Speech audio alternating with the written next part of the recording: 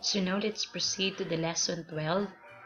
This is again a common expressions about the daily routine. So here in this lesson, we learn on how to speak, on how to say a daily routine on Cebuano dialect.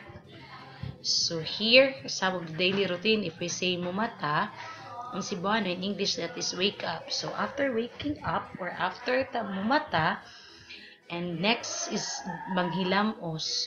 So manghilamos in English, that is washing face. So after washing face or after manghilamos, so next is ligo.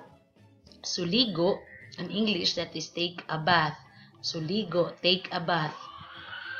So after taking a bath, of after maligo, so kaon sa buntag.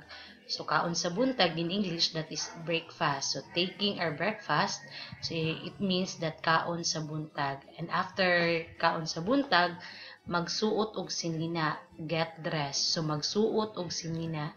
So getting dressed or get dressed. And after that, magtoothbrush. O magtoothbrush in English, that is brush teeth. So magtoothbrush in English, that is brushing teeth. And after that, muadto na sa trabaho or eskwelahan. So the next in brushing the teeth, so preparation, and then after that, muadto na sa trabaho or sa eskwelahan in English, that is go to work or go to school. And next is mulantaw og TV. So mulantaw og TV, in English, that is watch TV or watching TV. And sugod or from. Sugod, it means from. The next is kaon sa udto and lunch. So kaon sa udto, it means in English, that is lunch.